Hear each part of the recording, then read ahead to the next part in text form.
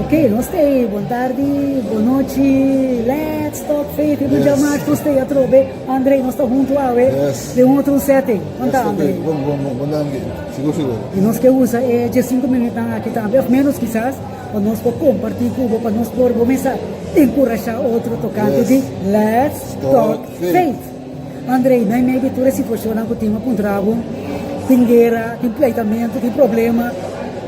Como ainda está se manter fé, como ainda pode manter fé, como ainda pode estar feliz dentro de tudo que você está aqui. Ok. Feliz, feliz. Fé, né? Fé tem uma segurança que eu ainda recebi de Deus, de Deus mesmo. Eu confio. Agora, eu pergunto bem, em quem eu confiança? Onde eu vou confiar? Agora eu vou para aquele que eu estou confiando, que temos confiança. Por isso, mas é tão difícil, para compreender, para sentir felicidade.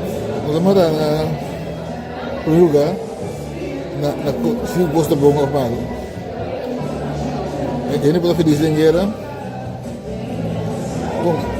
feliz está um estado de sentido em geral, depois esperança, oportunidade, tudo quanto moral, de felicidade.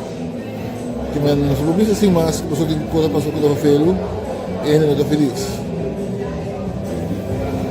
Ok, então nós temos um settlement, um pensamento sobre felicidade. A gente fica com nós, para sobrar um curso nota duche, um curso nota domina momento, e desejo, desejo para determinar felicidade. Porque essa palavra de Deus em Mateus 5, está dizendo claramente que a felicidade está. Feliz está, feliz está, feliz está. E que corajava, o mesmo vai ser.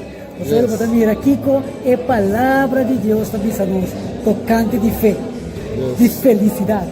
Que hora você feliz, ok? André, tem algo mais que queira dizer? Se não, nós temos a vontade, boa noite, outra vez. E nós estamos tem outro cima, Deus o poder. Yes. Você feliz? Let's talk faith. Yes.